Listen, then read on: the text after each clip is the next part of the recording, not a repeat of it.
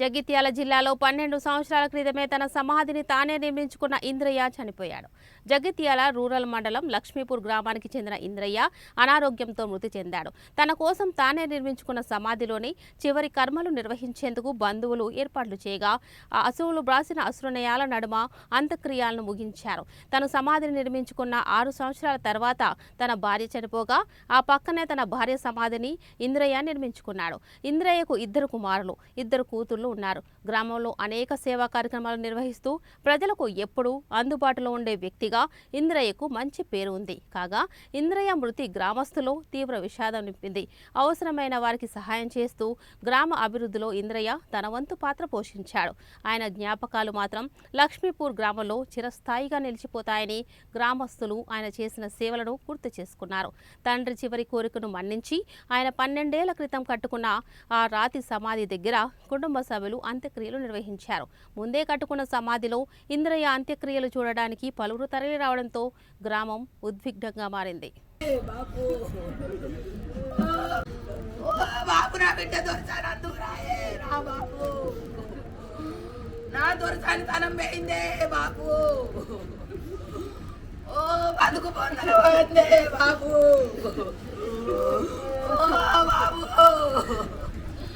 బాబు నా బతికి ఎక్కడ కాదైందే బాబు, నా దొరసాని బతుకు గంగలు వేయిందే బాబు, నా దొరసాని బతుకు గంగలు వేయిందే బాబు.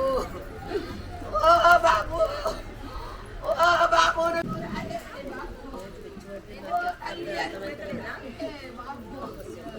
బాబు నీ నోట నా పేరు లేదే బాబు. ఓ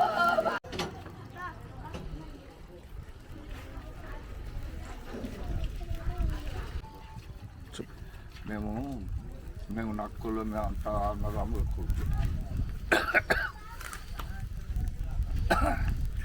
మాకు చిన్నప్పుడు జీతాలు ఉన్నాం, కష్టపడ్డాం అన్న.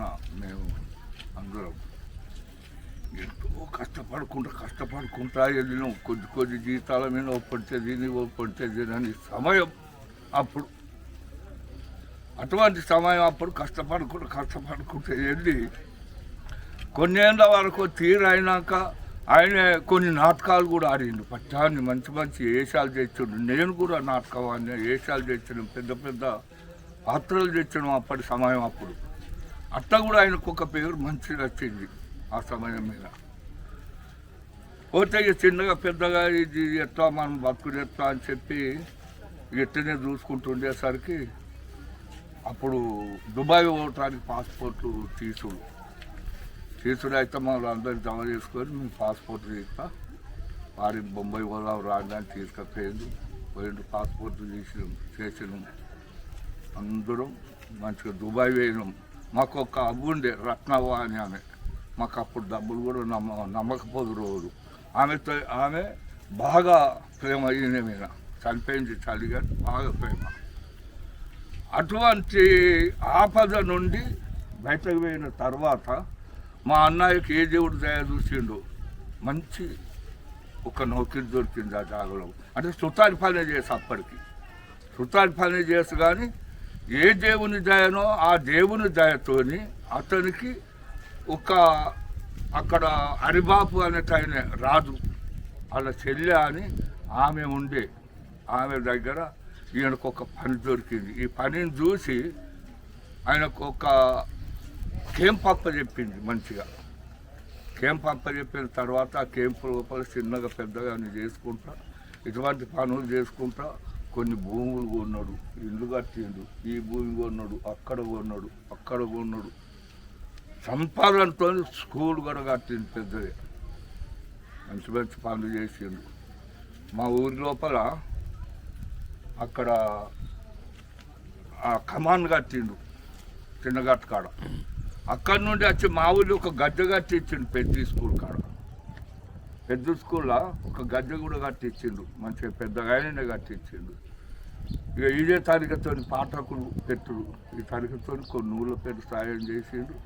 ఇక అతనికి దేవుని దేవాలన మృత్యువు వీరికి దిగచ్చింది. మంచి పనులు చేసిండు. కానీ కష్టంతో పోలే 2-3 రోజుల్లోనే దేవుడు మంచిగా తీసుకుపోయాడు ఆయనను. మంచిగా తీసుకుపోయాడు. కాకపోతే కొందరు పండు తిప్పల పెట్టో ఎక్కడో చేసి చేస్తారు.